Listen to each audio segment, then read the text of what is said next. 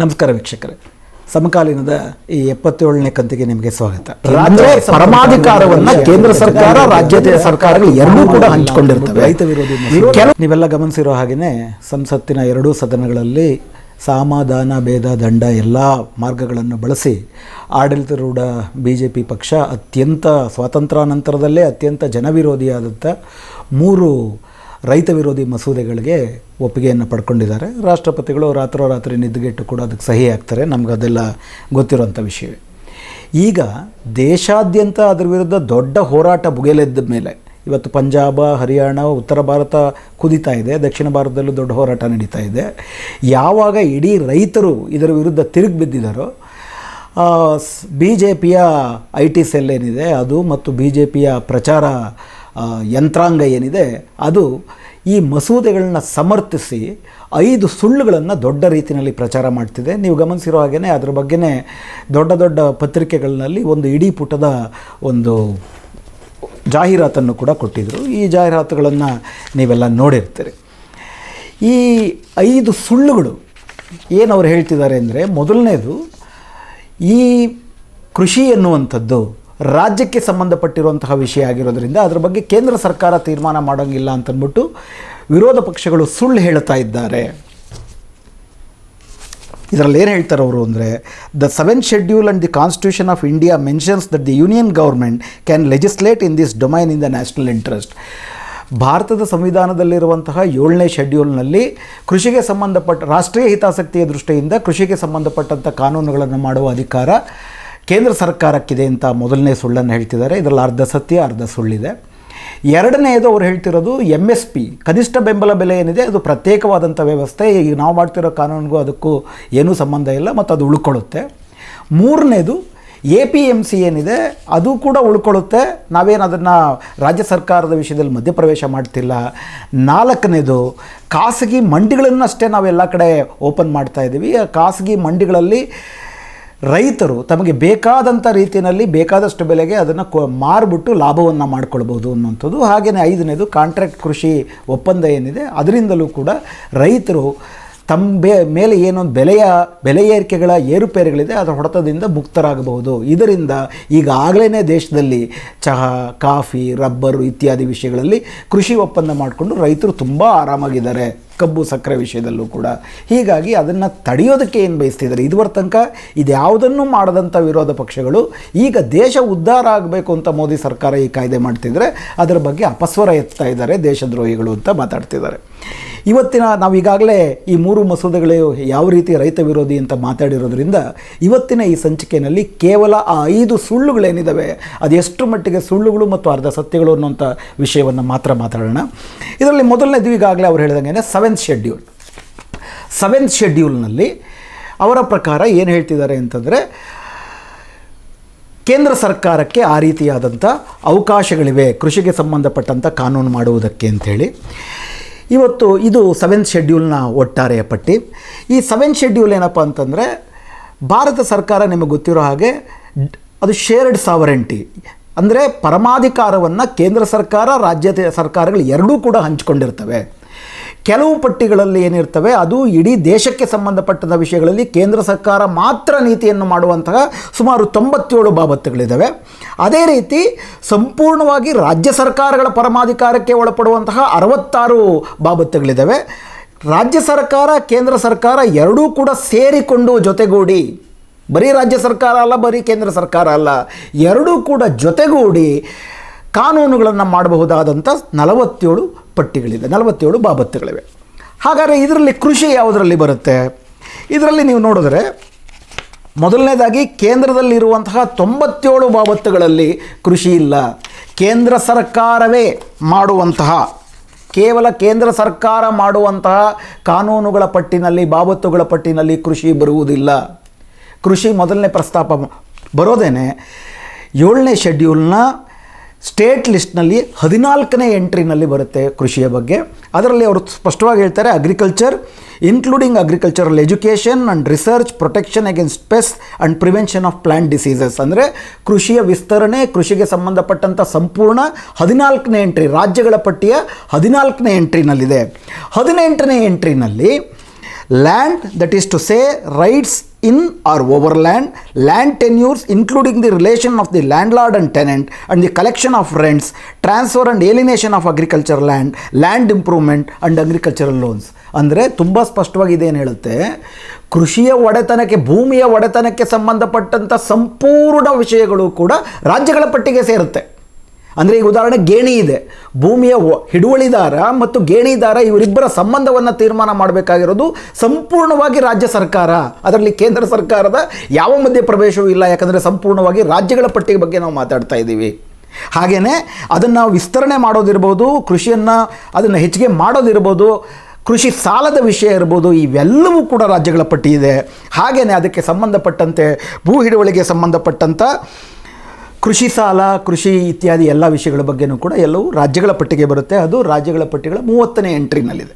ಅಂದರೆ ರಾಜ್ಯ ಪಟ್ಟಿಯ 14, 18 ಮತ್ತು 30ನೇ ಎಂಟ್ರಿಗಳಲ್ಲಿ ತುಂಬ ಸ್ಪಷ್ಟವಾಗಿ ಇವತ್ತು ಕಾಂಟ್ರಾಕ್ಟ್ ಫಾರ್ಮಿಂಗ್ ಮತ್ತು APMCಗೆ ಸಂಬಂಧಪಟ್ಟಂಥ ಹಲವಾರು ವಿಷಯಗಳೇನಿದೆ ಅದು ನೇರವಾಗಿ ಈ 14, 18 ಮತ್ತು 30ನೇ ಎಂಟ್ರಿ ರಾಜ್ಯಗಳ ಪಟ್ಟಿಯ ಈ 3 ಎಂಟ್ರಿಗಳಿಗೆ ಸಂಬಂಧಪಟ್ಟದ್ದು.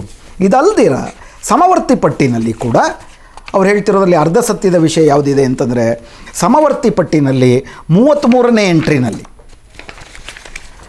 ಇದು ಸಮವರ್ತಿ ಪಟ್ಟಿ. ಸಮವರ್ತಿ ಪಟ್ಟಿ ಅಂತಂದರೆ ಕೇಂದ್ರ ಮತ್ತು ರಾಜ್ಯ ಎರಡು ಜೊತೆಗೂಡಿ ಶಾಸನ ಮಾಡಬಹುದಾದಂಥ, ಕೇಂದ್ರಕ್ಕೂ ಸಂಪೂರ್ಣ ಪರಮಾಧಿಕಾರ ಅಲ್ಲ, ರಾಜ್ಯಕ್ಕೂ ಸಂಪೂರ್ಣ ಪರಮಾಧಿಕಾರ ಅಲ್ಲ, ಅದು ಅದರ ತಾತ್ಪರ್ಯ. ಇದೇನು ಹೇಳುತ್ತೆ 33ನೇ ಪಟ್ಟಿನಲ್ಲಿ, trade and commerce in and the production, supply and distribution of foodstuffs including edible oil, seeds and oils. ಅಂದರೆ ಆಹಾರ ಸಾಮಗ್ರಿಗಳು, ಅದರಲ್ಲಿ ಖಾದ್ಯ ತೈಲವನ್ನು ಒಳಗೊಂಡಂತೆ ಅವುಗಳ ಮಾರಾಟಕ್ಕೆ ಸಂಬಂಧಪಟ್ಟಂಥ ಕೆಲವು ವಿಷಯಗಳ ಬಗ್ಗೆ ಕೇಂದ್ರ ಸರ್ಕಾರ ಶಾಸನ, ಅಂದರೆ ಸಮವರ್ತಿ ಪಟ್ಟಿನಲ್ಲಿ ಬರೀ ಕೇಂದ್ರ ಸರ್ಕಾರ ಅಲ್ಲ, ಸಮವರ್ತಿ ಪಟ್ಟಿನಲ್ಲಿ ಇಬ್ಬರೂ ಸೇರಿ, ಯಾಕಂತಂದರೆ ಒಂದು ರಾಜ್ಯದಲ್ಲಿ ಉತ್ಪಾದನೆ ಆಗುತ್ತೆ, ಇನ್ನೊಂದು ರಾಜ್ಯದಲ್ಲಿ ಮಾರಾಟ ಆಗಬೇಕು ಅಂದರೆ ಎರಡು ರಾಜ್ಯಗಳಿಗೆ ಸಂಬಂಧಪಟ್ಟಂಥ ಸಾಗಾಟ ವಿಷಯಕ್ಕೆ ಬಂದಾಗ ಕೇಂದ್ರ ಮಧ್ಯಪ್ರವೇಶ ಮಾಡಲೇಬೇಕಾಗುತ್ತೆ. ಆ ಅರ್ಥದಲ್ಲಿ ಇದು ರಾಜ್ಯ ಮತ್ತು ಕೇಂದ್ರ ಎರಡೂ ಕೂಡ ಒಂದು ಸಹಕಾರಿ ಮನಸ್ತತ್ವದಿಂದ ಒಕ್ಕೂಟ ತತ್ವದಲ್ಲಿ ರಚನೆ ಮಾಡಿಕೊಳ್ಳುವಂಥ ವಿಷಯ. ಏನಾಗುತ್ತೆ ಸಮವರ್ತಿ ಪಟ್ಟಿನಲ್ಲಿ, ಸಮವರ್ತಿ ಪಟ್ಟಿಯ ಆಶಯವೇ ಏನಪ್ಪ ಅಂತಂದರೆ, ಇಡೀ ದೇಶಕ್ಕೆ ಆ ಹಿತಾಸಕ್ತಿಗೆ ಸಂಬಂಧಪಟ್ಟಂತೆ ರಾಜ್ಯ ಸರ್ಕಾರಗಳದ್ದು ಕೂಡ ಮನವೊಲಿಸಿ ಮಾಡಬೇಕಾಗತ್ತೆ. ಅದರಲ್ಲಿ ಉದಾಹರಣೆಗೆ ಎಜುಕೇಷನ್ ಇರ್ಬೋದು, ದೇಶದ ಪರಿಸರದ ಸಂಬಂಧಪಟ್ಟಂಥ ಕಾಯ್ದೆಗಳಿರ್ಬೋದು, ಇಂಥ ಎಲ್ಲ ವಿಷಯಗಳಲ್ಲೂ ಕೂಡ, ಮತ್ತು ಆಹಾರ, ಆರೋಗ್ಯ, ಶಿಕ್ಷಣ ಇಂಥ ವಿಷಯಗಳಲ್ಲೂ ಕೂಡ ಎರಡೂ ಕೇಂದ್ರ ರಾಜ್ಯ ಎರಡೂ ಸೇರ್ಕೊಂಡು ಮಾಡಬೇಕಾಗತ್ತೆ. ಒಕ್ಕೂಟ ವ್ಯವಸ್ಥೆ ಗಟ್ಟಿಯಾಗಿ ಮತ್ತು ಆರೋಗ್ಯಕರವಾಗಿರಬೇಕು ಅಂತಂದರೆ ರಾಜ್ಯ ಸರ್ಕಾರಗಳ ಕೂಡ ಅವರು ವಿಶ್ವಾಸಕ್ಕೆ ತೆಗೆದುಕೊಳ್ಬೇಕಾಗತ್ತೆ. ಹೀಗಾಗಿ ಈ ವಿಷಯದಲ್ಲಿ BJP ಹೇಳ್ತಿರೋ ಮೊದಲನೇ ಸುಳ್ಳೇನಪ್ಪ ಅಂದರೆ, ಕಾಂಟ್ರಾಕ್ಟ್ ಫಾರ್ಮಿಂಗ್ ಮತ್ತು APMC ಯಾವ ವಿಷಯಗಳಲ್ಲಿ ನೇರವಾಗಿ ಕೇಂದ್ರ ಸರ್ಕಾರ ಈಗ ಕಾಯ್ದೆ ಮಾಡ್ತಿದೆ ಅಂದರೆ, ಅದರಲ್ಲಿ 70% 80% ಭಾಗ ನೇರವಾಗಿ ರಾಜ್ಯಗಳ ಪಟ್ಟಿನಲ್ಲಿದೆ. ಇನ್ನು 20% ಭಾಗ ಕೇಂದ್ರದ ಪಟ್ಟಿನಲ್ಲಿರೋದಲ್ಲ, ಅದು ಸಮವರ್ತಿ ಪಟ್ಟಿನಲ್ಲಿರೋದು. ಹೀಗಾಗಿ ಮೊದಲನೇ ವಿಷಯ ಅವರೇನು ಹೇಳ್ತಿದ್ದಾರೆ, ಕೇಂದ್ರ ಶಾಸನ ಮಾಡಬಹುದು ಅನ್ನುವಂಥದ್ದು ಅದು ಸಂವಿಧಾನ ವಿರೋಧಿಯಾದದ್ದು. ರಾಜ್ಯ ಸರ್ಕಾರಗಳ ಸಮ್ಮತಿ, ಅನುಮತಿ ಮತ್ತು ವಿಶ್ವಾಸವನ್ನು ರೂಢಿಸಿಕೊಳ್ಳದೆ ಈ ರೀತಿ ಮಾರುಕಟ್ಟೆ ವಿಷಯದಲ್ಲೂ ಕೂಡ ಅವರು ಕಾನೂನು ಮಾಡೋಕ್ಕೆ ಬರೋದಿಲ್ಲ. ಇನ್ನು ಕಾಂಟ್ರಾಕ್ಟ್ ಫಾರ್ಮಿಂಗ್ ಅಂತ ವಿಷಯಗಳಲ್ಲಂತೂ ಅವ್ರು ಬಿಲ್ಕುಲ್ ಕಾನೂನು ಮಾಡೋಂಗಿಲ್ಲ. ಇನ್ನೂ ಕೂಡ ನೀವು ಈ ಕಾನೂನುಗಳನ್ನ ಇತರ ವಿವರಗಳಿಗೆ ನೀವು ಹೋಗ್ತಾ ಹೋಗೋದಾದರೆ ಎಲ್ಲಿಯ ತನಕ ಅಂತಂದರೆ, APMC ಮತ್ತು ಈ contract farming, essential commodities act, ಈ 3 ವಿಷಯಗಳಲ್ಲಿ ಯಾವುದೇ ರಾಜ್ಯ ಸರ್ಕಾರದ ಇದುವರೆಗೆ ಅಸ್ತಿತ್ವದಲ್ಲಿರುವಂಥ ಕಾನೂನುಗಳು ಕೂಡ ಈ ಕಾನೂನಿನ ಮುಂದೆ ತಮ್ಮ ಅಸ್ತಿತ್ವವನ್ನು ಕಳೆದುಕೊಳ್ಳುತ್ತವೆ. ಎಲ್ಲಿಯ ತನಕ ಅಂದರೆ, ಇದರ ಬಗ್ಗೆ ರೂಲ್ಸ್ಗಳನ್ನು ಕೂಡ ಕೇಂದ್ರ ಸರ್ಕಾರ ಮಾಡುತ್ತೆ, ಕಾಲ ಕಾಲಕ್ಕೆ ಅದು ಮಾರ್ಗದರ್ಶನ ಮಾಡುತ್ತೆ. ರಾಜ್ಯ ಸರ್ಕಾರಗಳು ಅದನ್ನು ಕಿಂಚಿತ್ತೂ ತಪ್ಪಿಲ್ಲದೆ ಅದನ್ನು ಅನುಸರಿಸಬೇಕು ಅಂತ ಅದೇ ವಾಕ್ಯಗಳಲ್ಲಿ ಈ ಒಂದು ಕಾನೂನಿನಲ್ಲಿ ಹೇಳಲ್ಪಟ್ಟಿದೆ. ಇದು ಸರ್ವಾಧಿಕಾರದ ಮನಸ್ತತ್ವವೇ ಹೊರತು ಬೇರೆ ಏನೂ ಅಲ್ಲ ಅನ್ನೋದು ತುಂಬ ಮುಖ್ಯವಾಗಿ ನಾವಿಲ್ಲಿ ಅರ್ಥ ಮಾಡ್ಕೊಳ್ಬೇಕಾಗಿರೋದು. ಎರಡನೇದು ತುಂಬ ಮುಖ್ಯವಾಗಿ ಇವತ್ತು MSPಯ ವಿಷಯ. MSPಯ ವಿಷಯದಲ್ಲಿ ನೀವೀಗಾಗಲೇ ಈ ಜಾಹೀರಾತನ್ನು ನೋಡಿರ್ತೀರಿ. ಅದರಲ್ಲಿ ಅವರು ತುಂಬ ಸ್ಪಷ್ಟವಾಗಿ ಹೇಳ್ತಾರೆ, ಕೃಷಿ ಮಸೂದೆಗೂ ಕನಿಷ್ಠ ಬೆಂಬಲ ಬೆಲೆಗೂ ಸಂಬಂಧವಿಲ್ಲ, ಕನಿಷ್ಠ ಬೆಂಬಲ ಬೆಲೆ ನೀಡಲಾಗುತ್ತದೆ, ಹಾಗೂ ಭವಿಷ್ಯದಲ್ಲೂ ಕೂಡ ಇದು ಮುಂದುವರಿಯುತ್ತದೆ ಅಂಥೇಳಿ. ಸ್ನೇಹಿತರೆ, ಇದ್ರ ಬಗ್ಗೆ ನಾವೀಗಾಗಲೇ ಹಿಂದೆ ಚರ್ಚೆ ಮಾಡಿದ್ದೀವಿ.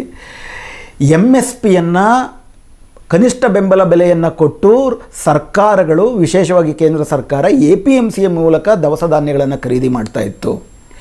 APMC ಅಸ್ತಿತ್ವಕ್ಕೂ MSPಯ ಅಸ್ತಿತ್ವಕ್ಕೂ ನೇರ ಸಂಬಂಧ ಇದೆ. ಹೀಗಾಗಿ MSP ಪ್ರತ್ಯೇಕ ವ್ಯವಸ್ಥೆ ಅಂತ ನೀವು ಹೇಳೋಕ್ಕಾಗೋದಿಲ್ಲ. ಹಾಗಾದರೆ ಇವ್ರು ಹೇಳ್ತಿರೋದೇನಪ್ಪ ಅಂದರೆ APMC ನಾವು ರದ್ದು ಮಾಡ್ತಿಲ್ವಲ್ಲ ಅಂಥೇಳಿ. ಇದರಲ್ಲಿ ತುಂಬ ಇವರು ಜಾಣತನದಿಂದ ಮಾಡ್ತಿರೋಂಥ ವಿಷಯ ಏನಪ್ಪ ಅಂತಂದರೆ, ಈ ವಿಷಯದಲ್ಲಿ ಅವರು ಖಾಸಗಿ ಮಂಡಿಗಳನ್ನ ತರ್ತಾರೆ. APMCನ ಏಕಾಏಕಿ ರದ್ದು ಮಾಡ್ತಿಲ್ಲ. ಏಕಾಏಕಿ ರದ್ದು ಮಾಡ್ತಿದ್ದಾರೆ ಅಂತಂದ್ಬಿಟ್ಟು ಯಾರೂ ಕೂಡ ಅದನ್ನು ಹೇಳ್ತಿಲ್ಲ. APMC ಹೊರಗಡೆ ದೊಡ್ಡ ದೊಡ್ಡ ಕೃಷಿ ಉದ್ದಿಮೆದಾರರು ತಮ್ಮ ಖಾಸಗಿ ಮಂಡಿಗಳನ್ನು ಓಪನ್ ಮಾಡೋದಕ್ಕೆ ಶುರು ಮಾಡ್ತಾರೆ. ಇದು ಈ APMCಗೆ ಸಂಬಂಧಪಟ್ಟಂಥ ಕಾಯ್ದೆಯ ಹೆಸರು the farmers produce trade and commerce promotion and facilitation bill 2020 ಅಂತೇಳಿ. ಅದರ ಸೆಕ್ಷನ್ 6ರಲ್ಲಿ ತುಂಬ ಸ್ಪಷ್ಟವಾಗಿ ಏನು ಹೇಳ್ತಾರೆ ಅಂತಂದರೆ, no market fee cess or levy by whatever name called under any state APMC act or any other state law shall be levied on the any farmer or trader or electronic trading transaction platform for trade and commerce in schedule farmers produce in trade area. ತುಂಬ ಸ್ಪಷ್ಟವಾಗಿ ಅವ್ರು ಏನು ಹೇಳ್ತಾರಪ್ಪ ಅಂದರೆ, ಖಾಸಗಿ ಮಂಡಿಗಳಲ್ಲಿ ಇವರು ಯಾವುದೇ ಬಗೆಯ APMC ಆ್ಯಕ್ಟ್ಗಳು, ಇದುವರ ತನಕ APMCನಲ್ಲಿ ಕೊಳ್ಳುವವರಿಗೆ ಮಾರುವವರಿಗೆ ನಿರ್ದಿಷ್ಟವಾದಂಥ ಶುಲ್ಕ ಮತ್ತು ತೆರಿಗೆಯನ್ನು ವಿಧಿಸಲಾಗಿತ್ತು. ಆ ಥರ ಯಾವುದೇ ತೆರಿಗೆಯನ್ನು ಅಥವಾ ಶುಲ್ಕವನ್ನು ಖಾಸಗಿ ಮಂಡಿಗಳಲ್ಲಿ ವಿಧಿಸೋದಿಲ್ಲ ಅಂತ ಹೇಳ್ತಾರೆ. ಅದ್ರ ಮೂಲಕ ಏನಾಗುತ್ತೆ, ಒಂದೇನು ಮಾಡಬೇಕು, ನಾವು ಹಿಂದಿನ ವಿಡಿಯೋ ಸಂಚಿಕೆಯಲ್ಲೇ ಮಾತಾಡಿದಂತೆ, ಒಂದೋ APMCನಲ್ಲೂ ರದ್ದು ಮಾಡಬೇಕು ಅಥವಾ ಖಾಸಗಿ ಮಂಡಿನಲ್ಲೂ ಅದನ್ನು ಹಾಕಬೇಕು. ಈಗ ತಾರತಮ್ಯವನ್ನು ಮಾಡೋದ್ರ ಮೂಲಕ ಇದುವರೆ ತನಕ ಯಾರು ವ್ಯಾಪಾರಿಗಳು ನಿಮ್ಗೆ ಅಲ್ಲಿ ಇರ್ತಿದ್ರು ಖಾಸಗಿ ಮಂಡಿಗಳಲ್ಲಿ, ಅವರು ಇದಕ್ಕೆ ಬರ್ತಾರೆ ನೇರವಾಗಿ. APMCನಲ್ಲಿದ್ದಂಥ ವ್ಯಾಪಾರಿಗಳೆಲ್ಲರೂ ಮತ್ತು APMCಗೆ ಮಾರಾಟ ಮಾಡ್ತಿದ್ದಂಥ ರೈತರು ನಿಧಾನವಾಗಿ ಖಾಸಗಿ ಮಂಡಿಗಳ ಕಡೆ ಆಕರ್ಷಿತರಾಗ್ತಾರೆ. ಯಾಕಂದರೆ ಇಲ್ಲಿ ನಿಮಗೆ ತೆರಿಗೆ ಇಲ್ಲ ಅಂಥೇಳಿ. ಮತ್ತು ನಿಧಾನವಾಗಿ ಏನಾಗುತ್ತೆ, ದೊಡ್ಡ ದೊಡ್ಡ ಈಗ ಇದ್ರ ಹಿಂದ್ಗಡೆ ಇರೋ ತತ್ವನೇ ಇವ್ರು ಏನು ಹೇಳ್ತಿದ್ದಾರಪ್ಪ ಅಂತಂದರೆ, ನೂರಾರು ಸ್ಪರ್ಧಿಗಳು ಬಂದುಬಿಡ್ತಾರಲ್ಲಿ APMCನಲ್ಲಿ. ನೂರಾರು ಸ್ಪರ್ಧಿಗಳು ಬಂದಾಗ ಏನಾಗುತ್ತೆ, ಅಲ್ಲಿ ನಿಮಗೆ ಅತ್ಯುತ್ತಮವಾದಂಥ ಬೆಲೆ ಸಿಗುತ್ತೆ. ಆದರೆ ತುಂಬ ಸ್ಪಷ್ಟವಾಗಿ ನೀವು ಕಾಂಟ್ರಾಕ್ಟ್ ಫಾರ್ಮಿಂಗ್ ವ್ಯವಸ್ಥೆನಲ್ಲೂ ಮತ್ತು ಇಡೀ APMCನಲ್ಲಿ ಇಡೀ ಕಾಯ್ದೆನಲ್ಲಿ ನೀವು ಕಂಪ್ಯೂಟರ್ನಲ್ಲಿ ಇದಕ್ಕೆ ಹಾಕ್ಬಿಟ್ಟು ಪ್ರೈಸ್ ಅಂತ ಒಂದು ಸರ್ಚನ್ನು ಕೊಟ್ಟರೆ ಎಲ್ಲೂ ಕೂಡ ರೆಮ್ಯುನರೇಟಿವ್ ಪ್ರೈಸ್ ಅಂದರೆ ಲಾಭದಾಯಕ ಬೆಲೆ ಎನ್ನುವ ಪದ ಆಬ್ಜೆಕ್ಟಿವ್ಸ್ ಈ ಕಾಯ್ದೆ ಯಾಕೆ ತರ್ತಿದ್ದೀವಿ ಅನ್ನೋ ಉದ್ದೇಶದಲ್ಲಿದೆ. ಅದೇ ರೀತಿ ಪ್ರಾರಂಭದ ಪೀಠಿಕೆಯಲ್ಲಿದೆ. ಬಿಟ್ಟರೆ ಬೇರೆ ಎಲ್ಲೂ ಕೂಡ ನಿರ್ದಿಷ್ಟವಾಗಿ ಲಾಭದಾಯಕ ಬೆಲೆಯನ್ನು ಕೊಡುವ ರೀತಿ ಕಡ್ಡಾಯ ಮಾಡ್ತೀವಿ ಅಂತಿಲ್ಲ. ತುಂಬ ಸ್ಪಷ್ಟವಾಗಿ ನೀವು ಮಾತುಗಳ ನಡುವೆ ನೋಡಿದ್ರೆ ಅವ್ರು ಹೇಳ್ತಿರೋದೇನಪ್ಪ ಅಂದರೆ, ರೈತರು ಮತ್ತು ವ್ಯಾಪಾರಸ್ಥರು ಪರಸ್ಪರ ಒಪ್ಪಂದ ಏನು ಮಾಡ್ಕೋತಾರೆ ಅಗ್ರಿಮೆಂಟು, ಆ ಒಪ್ಪಂದವನ್ನು ಅನುಸರಿಸುವಂತೆ ನಾವು ಫ್ರೇಮ್ ವರ್ಕ್ ಮಾಡಿದ್ದೀವಿ ಅಂತೇಳಿ. ಇಲ್ಲಿ ನೀವು ಅರ್ಥ ಮಾಡ್ಕೊಳ್ಬೇಕು ಏನಂದರೆ, ರೈತ ಮತ್ತು ವ್ಯಾಪಾರಿ ಇಷ್ಟು ದರ ಅಂತಂದ್ಬಿಟ್ಟು ಒಪ್ಪಂದ ಮಾಡ್ಕೋಬೇಕಾದ್ರೆ, ರೈತ ಇವತ್ತು APMCಗೆ ತನ್ನ ಬೆಳೆಗಳನ್ನು ತೆಗೆದುಕೊಂಡು ಬಂದಾಗಲೂ ಕೂಡ ಆತ ಅಸಹಾಯಕನಾಗಿರ್ತಾನೆ, ಅಸಂಘಟಿತನಾಗಿರ್ತಾನೆ, ತಂದಿರುವ ಬೆಳೆನೆಲ್ಲವೂ ಕೂಡ ಸಂಪೂರ್ಣವಾಗಿ ಮಾರ್ಕೊಳ್ಳುವಂಥ ಸಂದರ್ಭದಲ್ಲಿ ಬಂದಿರ್ತಾನೆ. ಆಗ APMCನಲ್ಲಿ ವ್ಯಾಪಾರಿಗಳು ಆತನ ಅಸಹಾಯಕತೆಯನ್ನು ಬಳಸ್ಕೊಂಡು ಕಡಿಮೆ ದರಕ್ಕೆ ಕೊಂಡುಕೊಳ್ತಾ ಇದ್ದರು. ಇದು ಅಲ್ಲಾಗ್ತಿದ್ದಂಥ ಶೋಷಣೆ ಅನ್ನೋ ಕಾರಣಕ್ಕೆ ನೀವು ಇದನ್ನು ತಂದಿದ್ದು. ಹಾಗಿದ್ದ ಪಕ್ಷದಲ್ಲಿ ಖಾಸಗಿ ಮಂಡಿನಲ್ಲಿ ಕಡ್ಡಾಯವಾಗಿ ಯಾವುದೇ ಇದಕ್ಕೆ ಒಂದು MSP ಅಂತ ಒಂದು ಅದನ್ನು ಬೆಂಚ್ ಮಾರ್ಕ್ನ ಮಾಡಿ ಪ್ರತಿ ವರ್ಷ ಕೇಂದ್ರ ಸರ್ಕಾರ ಇಂತಿಂಥ ಬೆಳೆಗೆ ಇಂತಿಷ್ಟು ಕನಿಷ್ಠ ಬೆಂಬಲ ಬೆಲೆ ಅಂತ ಘೋಷಿಸುತ್ತೆ. ಖಾಸಗಿ ಮಂಡಿಗಳಲ್ಲಿ ಯಾವ ಕಾರಣಕ್ಕೂ ಕೂಡ ಇದಕ್ಕಿಂತ ಕಡಿಮೆ ದರವನ್ನು ಕೊಟ್ಟು ಖರೀದಿಸಬಾರದು ಅಂತ ಒಂದೇನಾದರೂ ಪ್ರಾವಿಷನ್ ಇತ್ತು ಅಂತಂದರೆ ಇದರಲ್ಲಿ ಅದೊಂದು ಕಾನೂನುಬದ್ಧವಾದಂಥ ಅಂಶ ಇದರಲ್ಲಿದ್ದರೆ, ಇದರಲ್ಲಾಗಲಿ ಕಾಂಟ್ರಾಕ್ಟ್ ಫಾರ್ಮಿಂಗಲ್ಲಾಗಲಿ ಯಾವುದರಲ್ಲೂ ಇಲ್ಲ. ಇದ್ದಿದ್ದರೆ ಆಗ ಖಂಡಿತ BJPಯ ಪ್ರಚಾರ ಸರಿ ಅಂತ ಹೇಳ್ಬೋದಾಗಿತ್ತು. ಆದರೆ ಇವರಿಬ್ಬರ ನಡುವೆ ಒಪ್ಪಂದ ಆಗೋದು ಅಸಹಾಯಕ ಅಭದ್ರ ಪರಿಸ್ಥಿತಿನಲ್ಲಿ ತನ್ನ ಸರಕನ್ನು ತೆಗೆದುಕೊಂಡು ಬರುವ ರೈತ ಕೋಟ್ಯಾಂತರ ರೂಪಾಯಿ ಆದಂಥ ವಹಿವಾಟನ್ನು ಮಾಡಬಲ್ಲ ಬಲಿಷ್ಠ ಬಲಾಢ್ಯನಾದಂಥ ಒಬ್ಬ ವ್ಯಾಪಾರಿ ಅಂದರೆ APMCಗಿಂತ ಬಲಾಢ್ಯನಾದಂಥ ವ್ಯಾಪಾರಿ ನಡುವೆ ಒಪ್ಪಂದ ಆಗ್ತದೆ. ಆ ಕಾರಣಕ್ಕೇ ಇವತ್ತು ಏನು ಕೇಳ್ತಿದ್ದಾರೆ ರೈತರೆಲ್ಲ ಅಂದರೆ, ನೀವು MSPಯನ್ನು ಕಡ್ಡಾಯ ಮಾಡಿ ಅಂಥೇಳಿ. ಇವತ್ತು ನೋಡಿ ತೋಮರ್ ಅಂತೇಳಿ ಕೃಷಿ ಮಂತ್ರಿ ಹೇಳ್ತಾರೆ, ತುಂಬ ನೇರ ಅವ್ರು ಹೇಳಿದ್ದಾರೆ, ಈ ಹಿಂದೆನೂ ಕೂಡ ನೀವು ಯಾವ ಸರ್ಕಾರಗಳು ಕೂಡ MSP ದರವನ್ನು ಶಾಸನಬದ್ಧಗೊಳಿಸಿರಲಿಲ್ಲ, ಈಗ ನಮಗೆ ಯಾಕೆ ಕೇಳ್ತೀರಾ ಅಂತಂದ್ಬಿಟ್ಟು ಅವ್ರು ಹೇಳ್ತಿದ್ದಾರೆ. MSP ಆ ರೀತಿ ನಾವೇನು ಹಿಂತೆಗೆದುಕೊಳ್ಳಲ್ಲ ಅಂತ ಹೇಳ್ತಿದ್ದಾರೆ. APMCನೇ ನಿಧಾನ ಸಾವನ್ನು ಅಪ್ಬಿಟ್ರೆ APMC ಇಲ್ದಂಗೆ ಆಗುತ್ತೆ. APMC ಇಲ್ಲ ಅಂದರೆ MSPನೂ ಇಲ್ದಂಗೆ ಆಗುತ್ತೆ. ಅದು ಅವೆರಡರ ನಡುವೆ ಇರುವ ಸಂಬಂಧ. ಖಾಸಗಿ ಮಂಡಿಯನ್ನು ತರುವುದರ ಮೂಲಕ ಸರ್ಕಾರಿ APMC ಇಲ್ದಂಗೆ ಮಾಡ್ತಿದ್ದೀರಿ. ಹೆಂಗೆ ಅಂತಂದರೆ, ಇವತ್ತು ಪ್ರಾರಂಭದಲ್ಲಿ ಸರ್ಕಾರಿ ಶಾಲೆಗಳೇ ಇದ್ವು, ಆಮೇಲೆ ಖಾಸಗಿ ಶಾಲೆಗಳು ಬಂದವು. ಸರ್ಕಾರಿ ಶಾಲೆ ರದ್ದು ಮಾಡಬೇಕು ಅಂತ ನಾವೇನು ಹೇಳಿಲ್ವಲ್ಲ ಅಂತಂದ್ಬಿಟ್ಟು ಸರ್ಕಾರ ಇದನ್ನೇ ಹೇಳುತ್ತೆ. ಆದರೆ ಯಾವಾಗ ಖಾಸಗಿ ಶಾಲೆಗಳು ಆಕರ್ಷಕವಾಗೋ ರೀತಿ ಅದಕ್ಕೆ ಪೂರಕವಾದಂಥ ನೀತಿಗಳನ್ನ ಮಾಡಿದ್ರು, ಸರ್ಕಾರಿ ಶಾಲೆಗಳು ತಾನೇ ಸಾಯೋ ಥರ ಆಯಿತು. ಸರ್ಕಾರಿ ಆಸ್ಪತ್ರೆಗಳು ಇದ್ದಾವೆ, ಖಾಸಗಿ ಆಸ್ಪತ್ರೆಗಳು ಇದ್ದಾವೆ. ಸರ್ಕಾರಿ ಆಸ್ಪತ್ರೆಗಳನ್ನ ರದ್ದು ಮಾಡ್ತೀವಿ ಅಂತ ನಾವೆಲ್ಲೂ ಹೇಳಿಲ್ಲ ಅಂತಾರೆ. ಆದರೆ ಪರೋಕ್ಷವಾಗಿ ಸಂಪೂರ್ಣವಾಗಿ ಖಾಸಗಿ ಆಸ್ಪತ್ರೆಗಳಿಗೆ ಉತ್ತೇಜನ ಕೊಡ್ತಿರೋದ್ರಿಂದ ಸರ್ಕಾರಿ ಆಸ್ಪತ್ರೆಗಳಿಗೆ ಪರೋಕ್ಷವಾಗಿ ಹಿಂತೆಗೆದುಕೊಳ್ತಿದ್ದಾರೆ ಅನುದಾನವನ್ನು. ಅದು ಸಾಯ್ತಾ ಇದೆ. ಟೆಲಿಕಾಂ ಕ್ಷೇತ್ರದಲ್ಲೇ ನಾವು ಅದನ್ನು ನೋಡ್ತೀವಿ. ಒಂದು ಕಡೆ ನಿಮಗೆ 10 ಜನ ಸ್ಪರ್ಧಿಗಳು ಬಂದು ರೇಟ್ ಕಮ್ಮಿ ಆಗುತ್ತೆ ಅಂತ ಹೇಳಿದ್ರು. ಸರ್ಕಾರವೇ ಮುಂದೆ ನಿಂತು BSNLನ ಸಾಯಿಸ್ತು. ಈಗ ಜಿಯೋ ಅದಕ್ಕೆ ಏಕಸ್ವಾಮ್ಯವನ್ನು ಪಡ್ಕೊಳ್ತಾ ಇದೆ. ಸೊ ಹೀಗೆ ತನ್ನಂತೆ ತಾನೇ ಇದು ಸ್ಪರ್ಧೆಯನ್ನು ಕೊಡುವುದಿಲ್ಲ. ಮತ್ತು ಇನ್ನೊಂದು ಅವ್ರೇನು ಹೇಳ್ತಿರೋದು, ಅವಾಗೇನಾಗುತ್ತೆ, APMC ಖಾಸಗಿ ಮಂಡಿಗಳ ಎದುರು APMC ನಿಧಾನವಾಗಿ ಸಾವನ್ನಪ್ಪಿಬಿಡುತ್ತೆ ಹಾಗೂ MSP ಇಲ್ದಂಗೆ ಆಗುತ್ತೆ. ಆ ಕಾರಣಕ್ಕಾಗಿ ನೀವು MSP ಶಾಸನಬದ್ಧಗೊಳಿಸಿ ಅಂದರೆ ಸರ್ಕಾರ ಏನು ಹೇಳ್ತಾ ಇದೆ, ನೀವು ಯಾರೂ ಮಾಡಲಿಲ್ವಲ್ಲ, ನಾವು ಯಾಕೆ ಮಾಡಬೇಕು ಅಂತ ಕೇಳ್ತಾರೆ. ಸ್ವಾಮಿ, ಹಳೆಯ ಸರ್ಕಾರಗಳು ಯಾವುದೂ ಮಾಡದೇ ಇರೋಂಥ ಹಲವಾರು ಮನೆ ಹಾಳು ಮತ್ತು ದೇಶ ಹಾಳು ಕೆಲಸಗಳನ್ನು ತಾವು ಮಾಡಿದ್ರಿ. ಇಡೀ ನಮ್ಮ 70 ವರ್ಷಗಳ ಇತಿಹಾಸದಲ್ಲಿ 86% ಕರೆನ್ಸಿಯನ್ನು, ನೋಟು ನಿಷೇಧವನ್ನು ಯಾವ ಸರ್ಕಾರವೂ ಮಾಡಿರಲಿಲ್ಲ. ತಾವು ಡಿಮಾನಿಟೈಸೇಷನ್ ಮಾಡಿದ್ರಿ, ದೇಶದ ಆರ್ಥಿಕತೆ ಸಂಪೂರ್ಣವಾಗಿ ಹಾಳುಗೆಡುವುದ್ರಿ. GSTಯನ್ನು ಕಾಂಗ್ರೆಸ್ ತರಬೇಕಂತಿದ್ದು ಅದು ಅಸಮರ್ಪಕ, ನೀವು ಇಡೀ ರಾಜ್ಯ ಸರ್ಕಾರಗಳಲ್ಲಿ ಮೂಗು ತೋರಿಸ್ತಿದ್ದೀರಾ ಅಂತ ನೀವೇ ವಿರೋಧಿಸಿದ್ರಿ. ಅತ್ಯಂತ ಡಿಮಾನಿಟೈಸೇಷನಿಂದ ತತ್ತರಿಸಿದಂಥ ಆರ್ಥಿಕತೆ ಮೇಲೆ 2017ರಲ್ಲಿ GSTಯನ್ನು ಏರಿ ಇನ್ನೂ ತತ್ತರಿಸುವಂತ ಮಾಡಿದ್ರಿ. ಈ ಥರ ಅಸಮರ್ಪಕ GSTಯನ್ನು ಹಿಂದೆ ಯಾವ ಸರ್ಕಾರವೂ ಮಾಡಿರಲಿಲ್ಲ. ಅದೇ ಥರ ಒಂದು ಕಡೆ GSTಯಿಂದ ಕಡಲೆಕಾಯಿ ಮಾರೋನ ಮೇಲೂ ತೆರಿಗೆ ಹಾಕ್ಬಿಟ್ರಿ, ಮತ್ತೊಂದು ಕಡೆ ಸುಮಾರು 1,75,000 ಕೋಟಿ ರೂಪಾಯಿಯಷ್ಟು ಹಣವನ್ನು ಈ ಹಿಂದೆ ಯಾವ ಸರ್ಕಾರವೂ ಮಾಡದಿರೋ ರೀತಿ ದೊಡ್ಡ ದೊಡ್ಡ ಇನ್ಕಮ್ ಟ್ಯಾಕ್ಸ್, ಕಾರ್ಪೊರೇಟ್ ಟ್ಯಾಕ್ಸ್ ಕಟ್ಟೋರಿಗೆ ಫ್ರೀಯಾಗಿ ಬಿಟ್ಕೊಟ್ರಿ. ಹಿಂದೆ ಯಾವ ಸರ್ಕಾರವೂ ಕೂಡ ಉಳುವನಿಗೆ ಭೂಮಿ ಬೇಕು ಅಂತ ಕಾನೂನು ಮಾಡಿದ್ರೆ ಹೊರತು ರಾಮಜನ್ಮಭೂಮಿ ಅಂತ ಅಂದ್ಬಿಟ್ಟು ಈ ದೇಶನ ಧ್ರುವೀಕರಣ ಮಾಡಿರಲಿಲ್ಲ. ತಾವದನ್ನು ಮಾಡಿದ್ರಿ. ಇಡೀ ಕಾಶ್ಮೀರವನ್ನು ಸೆರೆಗೆ ದೂಡುವಂಥ ಕಾಶ್ಮೀರ ತ್ರಿವಿಭಜನೆಯನ್ನು ಯಾವ ಸರ್ಕಾರಗಳು ಮಾಡಿರಲಿಲ್ಲ. ತಾವದನ್ನು ಮಾಡಿದ್ರಿ. ಹಿಂದಿನ ಯಾವ ಸರ್ಕಾರಗಳು ಮಾಡಿರದ ಹಲವಾರು ಕಾನೂನುಗಳನ್ನು ಮಾಡಿರುವ ಘನತೆ ನಿಮ್ಮದು. ಹಾಗಿರಬೇಕಾದ್ರೆ ಯಾವ ಸರ್ಕಾರಗಳು MSPಯನ್ನು ಶಾಸನಬದ್ಧ ಮಾಡಿಲ್ಲ ಅಂದ ಮಾತ್ರಕ್ಕೆ ತಾವ್ಯಾಕೆ ಮಾಡಬಾರ್ದು? ದೇಶವನ್ನು ಧ್ರುವೀಕರಿಸುವಂಥದ್ದು, ದೇಶದ ಆರ್ಥಿಕತೆ ತತ್ತರಿಸುವಂಥದ್ದು, ಕಾರ್ಪೊರೇಟ್ಗಳಿಗೆ ಏನೇನು ಬೇಕೋ ಅದನ್ನು ಮಾಡುವುದಕ್ಕೆ ಯಾವ ಸರ್ಕಾರಗಳು ಮಾಡಿಲ್ದಿರೋದನ್ನು ನೀವು ಮುಂದೆ ನಿಂತು ಮಾಡ್ತೀರಾ ಅಂತಂದರೆ, ಇದೇ ಸಂದರ್ಭದಲ್ಲಿ ಇದೇ ಜನ ಇವಕ್ಕೇನೆ ಅಂದ್ರೇನು, ರೈತರ ಪರವಾದಂಥ ಕಾನೂನನ್ನು ಯಾಕೆ ಮಾಡೋದಕ್ಕೆ ಬರೋದಿಲ್ಲ? ಇದು ನಿರ್ದಿಷ್ಟವಾಗಿ MSPಯನ್ನು ಕೊಲ್ಲೋದನ್ನು ಬಿಟ್ಟರೆ ಬೇರೆ ಏನೂ ಇಲ್ಲ. ಮೂರನೇದು, ನಾವೀಗಾಗಲೇ ಮಾತಾಡಿದ್ದೀವಿ, ಖಾಸಗಿ ಮಂಡಿಗಳಿಗೆ ಬಂತು ಅಂತಂದರೆ ಅಲ್ಲಿ ಅವ್ರಿಗೆ ಸ್ಪರ್ಧಾತ್ಮಕ ಬೆಲೆ ಸಿಗುತ್ತೆ ಅನ್ನೋದನ್ನು ಹೇಳಿದ್ರು. ನಾವು ಇದ್ರ ಬಗ್ಗೆ ಆಗಲೇ ಚರ್ಚೆ ಮಾಡಿದ್ದೀವಿ. ಬಲವಂತ ರೈತ ಹಾಗೂ ಬಲಹೀನವಾದಂಥ ರೈತರ ನಡುವೆ ಬಲಹೀನವಾದಂಥ ರೈತ, ಬಲಾಢ್ಯನಾದಂಥ ಧನಿಕ ಹಾಗೂ ಕಾರ್ಪೊರೇಟ್ ನಡುವೆ ಒಪ್ಪಂದ ಆದಾಗ ಡಿಸ್ಪ್ಯೂಟ್ ಸೆಟಲ್ಮೆಂಟ್ ಮೆಕ್ಯಾನಿಸಮ್ ಅಂತ ಒಂದಿದೆ. ಕಾಂಟ್ರಾಕ್ಟ್ ಫಾರ್ಮಿಂಗಲ್ಲೂ ಅಷ್ಟೇ, ಡಿಸ್ಪ್ಯೂಟ್ ಮತ್ತು APMCನಲ್ಲೂ ಅಷ್ಟೇ. ಡಿಸ್ಪ್ಯೂಟ್ ಸೆಟಲ್ಮೆಂಟ್ ಮೆಕ್ಯಾನಿಸಮ್ನಲ್ಲಿ ಯಾವ ಥರ ಇದೆ ಅಂತಂದರೆ, ಅಲ್ಲಿ ಅಧಿಕಾರಿಗಳೇ ಅದನ್ನು ಪ್ರಧಾನವಾಗಿ, ಇದು APMCಗೆ ಸಂಬಂಧಪಟ್ಟಂಥ ಡಿಸ್ಪ್ಯೂಟ್ ಸೆಟಲ್ಮೆಂಟ್ ಮೆಕ್ಯಾನಿಸಮು. ಇದರಲ್ಲಿ ಚೇರ್ಪರ್ಸನ್ನು ಆ ಜಿಲ್ಲಾಧಿಕಾರಿ ಆಗಿರ್ತಾನೆ ಅಥವಾ ತಹಶೀಲ್ದಾರ್ ಆಗಿರ್ತಾನೆ, ಬ್ಯೂರೋಕ್ರಸಿನೇ ಇರುತ್ತೆ. ಕೋರ್ಟ್ ಆದರೂ ಆಗಿದ್ದರೆ, ಒಂದು ಸಿವಿಲ್ ಕೋರ್ಟ್ ಆಗಿದ್ದರೆ ಕನಿಷ್ಠ ಪಕ್ಷ ಒಂದು ಎಕ್ಸಿಕ್ಯೂಟಿವಿಂದ ಸ್ವಾಯತ್ತ ಇರುವಂಥ ಸಂಸ್ಥೆ ಅಂತಿರ್ಬೋದು. ಆದರೆ ಇದರಲ್ಲಿ ತುಂಬ ಸ್ಪಷ್ಟವಾಗಿ APMC ಕಾಯ್ದೆನಲ್ಲೂ ಬರೀತಾರೆ, ಕಾಂಟ್ರಾಕ್ಟ್ ಫಾರ್ಮಿಂಗ್ನಲ್ಲೂ ಬರೀತಾರೆ. ತುಂಬ ಸ್ಪಷ್ಟವಾಗಿ ಏನು ಹೇಳ್ತಾರಪ್ಪ ಅಂದರೆ, ಯಾವ ಕಾರಣಕ್ಕೂ ಕೂಡ ನೀವು ನೋಡಬೇಕು, APMCಯ ಕಾಯ್ದೆಯ 15ರಲ್ಲಿ no civil court shall have jurisdiction to entertain any suit or proceeding in respect of any matter the cognizance of which can be taken and disposed by any authority empowered by or order under this act or the rules made thereunder. ಅಂದರೆ ಇದು ಕೇವಲ bureaucracy, ಅಧಿಕಾರಶಾಹಿಗಳೇ ಇದರ ನ್ಯಾಯ ವಿಚಾರಣೆಯನ್ನು ಮಾಡ್ತಾರೆ. Contract ಫಾರ್ಮಿಂಗ್ನಲ್ಲೂ ಅಷ್ಟೇ, APMC ಆ್ಯಕ್ಟಲ್ಲೂ ಅಷ್ಟೇ. ದೊಡ್ಡ ಧನಿಕ ವ್ಯಾಪಾರಿಗೂ ಬಡಪಾಯಿ ರೈತನೂ ನಡುವೆ ತಗಾದೆ ಬಂದರೆ, ಕಾಂಟ್ರಾಕ್ಟ್ ಫಾರ್ಮಿಂಗಲ್ಲಿ ಮೊದಲು ನೀವೇ ಒಪ್ಪಂದ ಮಾಡ್ಕೊಳ್ಳಿ ಅಂತ ಹೇಳ್ತಾರೆ. ಅದು ಆಗಲಿಲ್ಲ ಅಂತಂದರೆ 60 ದಿವಸದೊಳಗಡೆ ಡಿಸ್ಟ್ರಿಕ್ಟ್ ಕಲೆಕ್ಟರ್ ಮಾಡ್ತಾನೆ, ಸಿವಿಲ್ ಕೋರ್ಟ್ಗೆ ಇವ್ರು ಹೋಗೋಂಗೆ ಇಲ್ಲ.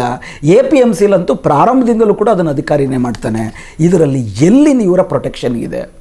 ರೈತರನ್ನು ನೀವು ಎಲ್ಲಿ ಪ್ರೊಟೆಕ್ಟ್ ಮಾಡಿದ್ದೀರಿ?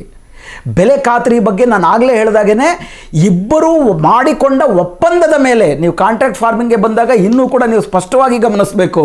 ಅದರಲ್ಲಿ ತುಂಬ ಕಾಂಟ್ರಾಕ್ಟ್ ಫಾರ್ಮಿಂಗ್ ಬಂದಾಗ ಯಾವ ಥರ ಒಪ್ಪಂದ ಮಾಡ್ಕೊಳ್ಬೇಕು ಅಂತ ಸ್ಪಷ್ಟವಾಗಿ ಹೇಳ್ತಾರೆ. Quality, grade and standards. Contract ಒಪ್ಪಂದ ಮಾಡಿಕೊಂಡಾಗ ಆ ಕ್ವಾಲಿಟಿ, ಗ್ರೇಡ್, ಸ್ಟ್ಯಾಂಡರ್ಡ್ಗೆ ಏನು ಒಪ್ಪಂದ ಮಾಡ್ಕೊಂಡಿದ್ದಾರೋ ಆ ಥರ ನೀವು ಬೆಳೆಯನ್ನು ತಂದುಕೊಡ್ಬೇಕು. ಇಲ್ಲಾಂದರೆ ಏನು ಮಾಡ್ಬೋದು? 6 ಸೆಕ್ಷನ್ 2ರಲ್ಲಿ ತುಂಬ ಸ್ಪಷ್ಟವಾಗಿ ಅವ್ರು ಏನು ಹೇಳ್ತಾರೆ ಅಂತಂದರೆ, ದಿ ಸ್ಪಾನ್ಸರ್ ಅಂದರೆ ಆ ಧನಿಕ ಬಂಡವಾಳಶಾಹಿ, the sponsor May before accepting the delivery of any farming produce, inspect the quality or any other feature of such produce as specified in the farming agreement. ಅದನ್ನು ನೋಡ್ಬೇಕು. ಡೆಲಿವರಿ ತಂದಾಗ ನಾವೇನು ಒಪ್ಪಂದ ಮಾಡ್ಕೊಂಡ್ವಿ, ಗ್ರೇಡು ಕ್ವಾಲಿಟಿ ಅದ್ರ ತಕ್ಕನಾಗಿರಬೇಕು. ಇಲ್ಲ ಅಂತಂದ್ರೆ ಆ ಒಪ್ಪಂದ ಆಗುತ್ತೆ. ಒಪ್ಪಂದ 20 ಪುಟ 30 ಪುಟ ಇಂಗ್ಲೀಷ್ನಲ್ಲಿ ರೈತನಿಗೆ ಅರ್ಥವಾಗದಿರೋ ರೀತಿನಲ್ಲಾಗುತ್ತೆ. ಯಾವ ಸಂದರ್ಭದಲ್ಲಿ ಬೇಕಾದರೂ ಕೂಡ ಒಬ್ಬ ಸ್ಪಾನ್ಸರ್ ಅದನ್ನು ತಿರಸ್ಕರಿಸ್ಬೋದು. ಖಂಡಿತವಾಗಿ ಇದರಲ್ಲಿ ಒಂದು ಅಂಶ ಇದೆ. ಒಂದು ಅವ್ರು ಹೇಳ್ತಿರೋ ಅರ್ಧ ಸತ್ಯ ಏನಪ್ಪ ಅಂತಂದರೆ, ಭೂಮಿಯೇ ಪರಭಾರೆ ಆಗೋದಿಲ್ಲ. ಕೃಷಿ ಒಪ್ಪಂದಗಳಾದಾಗ ಒಪ್ಪಂದವನ್ನು ರೈತ ಪಾಲಿಸಲಿಲ್ಲ ಅಂತ ಅಂದ್ಬಿಟ್ರು ಭೂಮಿಯನ್ನು ಕಿತ್ಕೊಳ್ಳೋ ಥರದ್ದಿಲ್ಲ. ಆದರೆ ಅವ್ರನ್ನ ಕೇಸ್ಗೆ ಹಾಕ್ಬಿಟ್ಟು ಈ ಥರ ನೀವೇನು ನಾನು ಇನ್ಪುಟ್ ಕಾಸ್ಟ್ ನಾನು ಕೊಟ್ಟು ಅದನ್ನು ತುಂಬ ಸ್ಪಷ್ಟವಾಗಿ ಹೇಳ್ತಾರೆ. ಇನ್ಪುಟ್ ಕಾಸ್ಟು ಅಷ್ಟು ರಿಕವರಿ ಮಾಡ್ಕೊಳ್ಳೋದಕ್ಕೆ ಒಂದು ಸತಿ ರೈತ ತಪ್ಪು ಅಂತ ಆದರೆ ಇನ್ಪುಟ್ ಕಾಸ್ಟು ಸಂಪೂರ್ಣವಾಗಿ ರಿಕವರಿ ಮಾಡಿಕೊಳ್ಳುವಂತಹ ಅಧಿಕಾರವನ್ನು ಕಂಪನಿಗೆ ಇರ್ತದೆ. ಡಿಸ್ಪ್ಯೂಟ್ ಸೆಟಲ್ಮೆಂಟ್ ಏನಾದರೂ ಆ ಥರ ಆಯಿತು ಅಂತಂದರೆ ಇವನು ಜಮೀನು ಒಪ್ಪಂದದಲ್ಲಿ ಜಮೀನು ಮಾರ್ಕೋಬೇಕು ಅಂತ ಇರೋದಿಲ್ಲ. ಆದರೆ ಈ ದಂಡ ವಿಧಿಸ್ತಾರಲ್ಲ ಅದಕ್ಕೆ ಇವನು ಜಮೀನು ಮಾರ್ಕೊಳ್ಳೇಬೇಕಾಗುತ್ತೆ. ಹೀಗಾಗಿ BJP ಸರ್ಕಾರ ಈ 5 ವಿಷಯಗಳಲ್ಲೂ ಕೂಡ ಹಸಿ ಸುಳ್ಳುಗಳನ್ನು, ಅರ್ಧ ಸತ್ಯಗಳನ್ನ ಹೇಳ್ತಿದೆ. ವಿನಂತಿ ಮಾಡ್ಕೊಳ್ಬೇಕು. ಈಗಲೂ ಕೂಡ ನೀವು ಕೂಡ ಅನ್ನ ತಿನ್ನೋರೇ ಆಗಿದ್ದೀರಿ. ಈ ದೇಶದಲ್ಲಿ ರೈತರ ಮಕ್ಕಳು ನಾವೆಲ್ಲರೂ ಆಗಿದ್ದೀವಿ. ಈ ದೇಶದ ಆಹಾರ ಸಾರ್ವಭೌಮತೆ ಎಸೆನ್ಷಿಯಲ್ ಕಮಾಡಿಟೀಸ್ ಆ್ಯಕ್ಟಲ್ಲಿ ನೀವು ನೋಡಿದ್ರೆ ತುಂಬ ಸ್ಪಷ್ಟವಾಗಿ ಅವ್ರು ಹೇಳ್ತಾರೆ, ಯಾವ್ಯಾವ ಸಂದರ್ಭದಲ್ಲಿ ಎಷ್ಟು ಬೇಕಾದರೂ ಸಂಗ್ರಹ ಮಾಡ್ಕೊಳ್ಬೋದಂತೆ. ದೊಡ್ಡ ರಫ್ತುದಾರರು ಬಂದು ಎಷ್ಟು ಬೇಕಾದರೂ ಸಂಗ್ರಹ ಮಾಡ್ಕೋಬೋದಂತೆ. Provided that such order for regulating stock limit shall not apply to a processor of a value chain. ಏನು ಹೇಳ್ತಾರೆ ಅಂತಂದರೆ, ಯುದ್ಧ, ದೊಡ್ಡ ಬರ ಮತ್ತು ಬೆಲೆ 2 ಪಟ್ಟು ಜಾಸ್ತಿ ಆದಾಗ ಮಾತ್ರ ರಫ್ತುದಾರರಾಗಲಿ ಅಥವಾ ಯಾರು ಸ್ಟಾಕಿಸ್ಟ್ ಇರ್ತಾನೆ ಅವನ ಸಂಗ್ರಹ ಮಾಡಬಾರ್ದು ಅಂತ ನಾವು ಮಧ್ಯಪ್ರವೇಶ ಮಾಡ್ತೀವಿ ಸರ್ಕಾರ ಅಂತ ಹೇಳ್ತಾರೆ. ಆದರೆ ಆ ಸಂದರ್ಭದಲ್ಲೂ ಕೂಡ if the stock limit of such person does not exceed the overall ceiling or installed capacity of processing or the demand for export in case of an exporter. ಅಂದರೆ ರಫ್ತು ಒಪ್ಪಂದ ಈಗಾಗಲೇ ಆಗಿದ್ದರೆ, ಆತ ಆಹಾರ ಸಂಸ್ಕರಣೆಗೆ ಬೇಕಾಗಿರೋ ಎಷ್ಟು ಬೇಕು ಅಂತ ಈಗಾಗಲೇ ಹೇಳಿದ್ದಾನೆ, ಇಷ್ಟು ನನಗೆ ಸರಕು ಬೇಕು ಅಂತ ಹೇಳಿದರೆ ಯಾವ ಕಾರಣಕ್ಕೂ ಕೂಡ ಯುದ್ಧ ಬಂದರೂ, ಬರ ಬಂದರೂ, ಕ್ಷಾಮ ಬಂದರೂ ಕೂಡ ಅದನ್ನು ಮುಟ್ಕೋಲು ಹಾಕ್ಕೊಳ್ಳಲ್ಲ ಅಂತ ಹೇಳ್ತಿದ್ದಾರೆ. ಅಂದರೆ ಎಷ್ಟು ಬೇಕಾದರೂ ಹೋರ್ಡಿಂಗ್ ಮಾಡ್ಬೋದು. ಈಗ ವ್ಯಾಪಾರಿಗಳು ಎಷ್ಟು ಬೇಕಾದರೂ ರಫ್ತು ಮಾಡ್ಕೋಬೋದು. ಆಗ ನಮ್ಮ ದೇಶದಲ್ಲಿ ಹಾಹಾಕಾರ ಆಗ್ಬೋದು. ಅತ್ಯಂತ ದೇಶದ್ರೋಹಿ ನೀತಿ ಇದಾಗುತ್ತೆ. ಆದ್ದರಿಂದ ದಯವಿಟ್ಟು ಇದನ್ನು ಮರುಪರಿಶೀಲಿಸಿ ಮತ್ತು ಈ ಸುಳ್ಳು ಪ್ರಚಾರವನ್ನು ನಿಲ್ಲಿಸಬೇಕು. ರೈತರ ಬಗ್ಗೆ ಮಾತಾಡ್ತಿದ್ವಿ, ಅನ್ನದಾತರ ಬಗ್ಗೆ ಮಾತಾಡ್ತಿದ್ವಿ. ನಾವು ಯಾವುದೇ ರೀತಿಯ ಸುಳ್ಳು ಭಕ್ತಿಗಳನ್ನು ಇಟ್ಕೊಂಡು ಅನ್ನಕ್ಕೆ ದ್ರೋಹ ಬಗೆಯಬಾರ್ದು. ಸುಳ್ಳಿಗೆ ಕಾಲಾಳುಗಳು ಜಾಸ್ತಿ, ಸತ್ಯಕ್ಕೆ ಸೈನಿಕರು ಕಡಿಮೆ. ಖಂಡಿತ ಈ ಸತ್ಯವನ್ನು ನಾವು ಈ ರೈತರಿಗೆ ತಲುಪಿಸಬೇಕು. ಈ 5 ಕೂಡ ಸುಳ್ಳೆ. ಕೇಂದ್ರ ಸರ್ಕಾರ, ರಾಜ್ಯ ಸರ್ಕಾರಗಳ ಪಟ್ಟಿಯಲ್ಲಿರುವ ಕೃಷಿ ಮತ್ತು ಕೃಷಿ ಮಾರುಕಟ್ಟೆಗೆ ಕೇಂದ್ರವೇ ನೀತಿ ಮಾಡೋ ಥರ ಇಲ್ಲ. ಅದು ಸಮವರ್ತಿ ಪಟ್ಟಿನಲ್ಲಿದೆ ಕಾಲಭಾಗ, ಇನ್ನು ಮುಕ್ಕಾಲು ಭಾಗ ರಾಜ್ಯ ಪಟ್ಟಿನಲ್ಲಿದೆ. MSP APMCಯೇ ನಿಧಾನ ಸಾವನ್ನಪ್ಪೋದ್ರಿಂದ MSPಯೂ ಕೂಡ ರದ್ದಾಗ್ತದೆ. MSPಗೆ ಶಾಸನಬದ್ಧವಾಗಿ ನಾವು ಮಾಡಲ್ಲ ಅಂತ ತುಂಬ ಸ್ಪಷ್ಟವಾಗಿ ತೋಮರ್ ಅವರು ಹೇಳಿದ್ದಾರೆ. ಅದು ಕೂಡ ಎಂಥ ರೈತ ವಿರೋಧಿ ಅನ್ನೋದು ಗೊತ್ತಿದೆ. ನಿಮಗೆ ಕೃಷಿ ಮಾರುಕಟ್ಟೆಯನ್ನು ಉದಾರೀಕರಣ ಮಾಡಿದ್ರೆ ಬರುವಂತಹ ದೊಡ್ಡ APMCನಲ್ಲೇ ಟ್ರೇಡರ್ಗಳು ಆ ಥರ ಕಾರ್ಟಲ್ ಮಾಡ್ಕೋತಾರೆ ಅಂತಂದರೆ ಹೊರಗಡೆ ಇನ್ನೂ ದೊಡ್ಡ ಕಾರ್ಟಲ್ಗಳಾಡ್ತಾರೆ. ಅಸಹಾಯಕ ಅಭದ್ರ ರೈತ ಬಂದಾಗ ಅವನಿಗೆ ಬೆಲೆಯ ಅಡ್ವಾಂಟೇಜ್ ಸಿಗೋದಿಲ್ಲ. ತಗಾದೆ ಬಂದರೂ ಕೂಡ ಆ ತಗಾದೆಗಳನ್ನು ಪರಿಹರಿಸುವ ಜವಾಬ್ದಾರಿಯನ್ನು ಅಧಿಕಾರಿಗಳಿಗೆ ಕೊಡಲಾಗಿದೆ ಹೊರತು ಸ್ವತಂತ್ರ ನ್ಯಾಯಾಂಗಕ್ಕೆ ಕೊಟ್ಟಾಗಿಲ್ಲ. ಸೊ ಈ ಎಲ್ಲ ಕಾರಣದಿಂದಲೂ ಕೂಡ ಈ 5 ವಿಷಯದಲ್ಲೂ BJP ಸುಳ್ಳು ಹೇಳ್ತಿದೆ ಅನ್ನೋದನ್ನು ಮತ್ತೊಮ್ಮೆ ತಮ್ಮ ಗಮನಕ್ಕೆ ತಂದು ಈ ಸುಳ್ಳನ್ನು ನಿಲ್ಲಿಸಿ ಅಂತ ನಾನು ಮನವಿ ಮಾಡ್ತೀನಿ. ನಮಸ್ಕಾರ. ಸತ್ಯನಿಷ್ಠ ಮಾಧ್ಯಮಕ್ಕೆ ಓದುಗರು, ವೀಕ್ಷಕರ ಆರ್ಥಿಕ ಬೆಂಬಲ ಅತ್ಯಗತ್ಯ. ನೀವು ವಾರ್ತಾಭಾರತಿಯನ್ನು ಮೆಚ್ಚುತ್ತೀರಿ ಎಂದಾದರೆ ಹಿಂದೆ ಅದರ ಆನ್ಲೈನ್ ಆವೃತ್ತಿಯ ವಾರ್ಷಿಕ ಚಂದಾದಾರರಾಗಿ ಅದನ್ನು ಬೆಂಬಲಿಸಿ. ವಿವರಗಳಿಗೆ ಈ ದೂರವಾಣಿ ಸಂಖ್ಯೆಯನ್ನು ಸಂಪರ್ಕಿಸಿ ಅಥವಾ ಈ ಲಿಂಕಿಗೆ ಭೇಟಿ ನೀಡಿ.